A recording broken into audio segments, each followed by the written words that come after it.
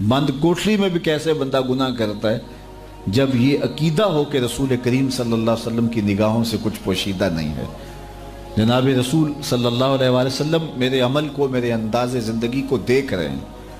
تو پھر حیا کس طرح گناہ کرنے دے گا؟ تو پھر بند کوٹھڑیاں بھی پاکیزہ ہو جاتی ہیں، اور وہاں بھی گناہ کی دعوت کے باوجود گناہ کی طرف آمادگی نہیں ہوتی، اس تصور سے کہ ان کی نگاہ نگراں ہے اور وہ دیکھ رہے ہیں. اور اقبال کا یہی اقبال کی فکر نے اس ربائی کی تخلیق کا سبب بنی. اور یہ اقبال کی جو فکر ہے کہ کائنات حضور کے گرد گھوم رہی ہے اور وہ سینوں کے چھپے راز بھی جانتے ہیں، تو یہ اقبال نے اپنے باپ سے حضور علیہ السلام کی محبت لی، اور عشق رسول کی یہ دولت بیدار انہیں آغوش پدر سے، تربیت پدر مادر سے نصیب ہوئی. نام تو از پدر آموختم، حضور آپ کا نام میں نے اپنے باپ سے سیکھا تھا، ان سے آپ کا نام سمجھا تھا. اور دوسری بات اقبال کہتے ہیں کہ میں ابھی میٹرک کے پیپر دے رہا تھا کہ میرے والد گرامی نے ایک دن مجھے کہا کہ بیٹا جب فارغ ہو جانا تو مجھے بتانا، میں آپ سے بڑی ضروری بات کرنا چاہتا ہوں. تو کہا مجھے بے چینی سے انتظار تھا کہ میرے والد مجھ سے کیا بات کرنا چاہتے ہیں. جب میں فارغ ہوا تو میں سیدھا اپنے والد گرامی کے پاس گیا اور کہا کہ آپ نے کہا تھا کہ جب فارغ ہو جائیں تو مجھے بتانا، میں بڑی ضروری بات آپ سے کرنا چاہتا ہوں، تو میں اس دن سے بے چین ہوں، آپ مجھ سے کیا بات کرنا چاہتے ہیں؟ تو کہتے ہیں میرے والد گرامی نے کہا بیٹا قرآن مجید کو لے کے بیٹھ جاؤ اور ایسے پڑھو جس طرح تمہارے اوپر نازل ہوا ہے. تو یہ وہ چیز تھی جس نے کتاب اللہ کی محبت سینے میں پیدا کر دی. عشق رسول اور کتاب اللہ کی محبت، یہ وہ دو چیزیں ہیں جو اقبال کی تربیت کرتی ہیں اور اقبال کو اقبال بناتی ہیں، اور اس مقام پہ کھڑا کر دیتی ہیں کہ اقبال اتنا پیچیدہ ہو جاتا ہے اور اتنا گہرا ہو جاتا ہے کہ اقبال اپنے آپ کو ڈھونڈنے پھر نکل پڑتا ہے کہ میں کہاں کھڑا ہوں، اپنی ہستی کا سراغ لگانے نکل پڑتا ہے. ایک دفعہ جب یہ بھاٹی گیٹ پہ رہتے تھے، وہاں جو مکان تھا اقبال کا، اللہ اکبر، اس کا کرایہ جو تھا وہ زیادہ دیتے تھے اور وہ مکان اس حالت کا نہیں تھا. تو ایک دن ایک شخص نے پوچھا کہ اس کا کرایہ آپ اتنا زیادہ دیتے ہیں اور یہ تو اتنی جو ہے وہ مالیت کے کرائے کا مکان ہی نہیں ہے، تو مکان آپ بدل کیوں نہیں لیتے؟ تو اقبال نے کہا کہ مجھے مکان بدلتے شرم آتی ہے. کہا وہ کیوں؟ کہا اس لیے کہ یہ ایک ہندو بیوہ کا مکان ہے اور اس کی گزر اوقات اس کرائے پہ ہے، اور اتنا کرایہ میں دیتا ہوں اور میرے علاوہ کوئی اتنا کرایہ دے گا نہیں، تو اس بیوہ کی بیوگی کا خیال کرتے ہوئے میں زیادہ کرایہ دے رہا ہوں. یہ چیزیں، یہ درد مندی، یہ سوز، یہ گداز اقبال کو کہاں سے ملا تھا؟ یہ عشق رسول کی پیداوار ہے، عشق رسول کا عملی نتیجہ ہے. وہ عشق رسول کے زبان پہ دعویٰ عشق رسول اور ہاتھ میں چھری ہو، وہ عشق رسول کا مزاج نہیں ہے. وہ ہمارا ایک جو ہے وہ ایک بالائی انداز ہو سکتا ہے، لیکن عشق رسول جب روحوں میں رچ جاتا ہے تو پھر امت کے لیے محبت کے جذبات پیدا ہوتے ہیں، بلکہ انسانیت کے لیے محبت کے جذبات پیدا ہوتے ہیں. تو اس مکان میں اقبال رہتے تھے اور ان کی شاعری کے تنتنے تھے، شہرت تھی، بہت کچھ تذکرے پھیلے. تو وہاں ایک صاحب رہتے تھے جو پیر طریقت بھی تھے، مولوی صاحب بھی تھے. تو ان کی مجلس میں اقبال کا ذکر چھڑا اور ادھر ادھر کی باتیں ہوئیں تو انہوں نے بڑے سخت لفظ کہہ دیے. تو بعد میں جب انہوں نے اقبال کے کلام کو ذرا دقت نظر سے پڑھا تو پھر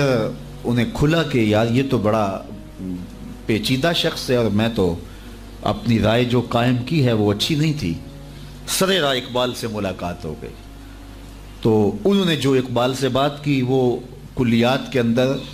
اقبال نے ایک نظم لکھی ہے زاہدی اور رندی، اس میں یہ سارا مضمون پڑھا جا سکتا ہے. ایک مولوی صاحب کی سناتا ہوں کہانی، منظور نہیں شوخی طبیعت کی دکھانی. تو وہ اس کی کہانی سناتے ہیں کہ وہ ملا، اس نے کہا حضرت میں آپ کے بارے میں بڑی عجیب رائے رکھتا تھا، لیکن بعد میں آپ کا کلام پڑھا تو پھر مجھے کھلا کہ آپ تو کوئی اور چیز ہیں. اور میں آپ کو سمجھ نہیں پایا تو مجھے افسوس ہے کہ میں آپ کے بارے میں کچھ اچھے کلمات نہیں کہے، تو مجھے اپنے کہے پر پچھتاوا ہے۔ تو اس نے جب معذرت کا اظہار کیا اور ساتھ کہا کہ معذرت آپ کو سمجھ نہیں پایا، تو اقبال نے جو اس کا جواب دیا، میں صرف مقصود چونکہ میرا وہاں ہے کہ اقبال کتنا گہرا ہو گیا تھا اور وہ خود کو ڈھونڈنے نکلا تھا، تو کہا کہ حضرت آپ نے جو کہا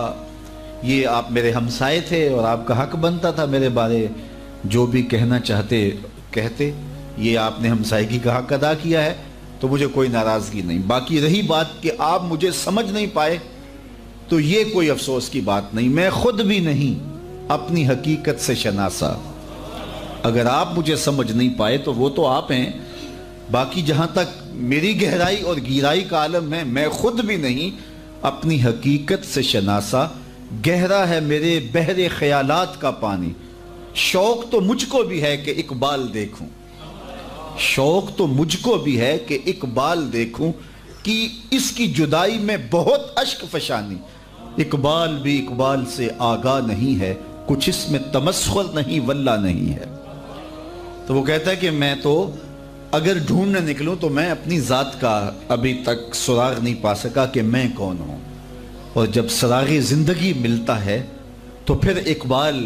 کہاں کھڑا ہوتا ہے اور پھر کس طرح کائنات کے ہر رنگ کے اندر انسانیت کا رنگ اور خودی کا نور اقبال کو دکھائی دیتا ہے کہ کانپتا ہے دل تیرا اندیشائے طوفان سے کیا، نا خدا تو بحر تو کشتی بھی تو ساحل بھی تو، دیکھ آ کر کوچائے چاکے گرے باں میں کبھی، کیس تو لیلا بھی تو صحرا بھی تو محمل بھی تو، وائے ناکامی کہ تو محتاج ساکی ہو گیا، میں بھی تو مینا بھی تو مستی بھی تو حاصل بھی تو،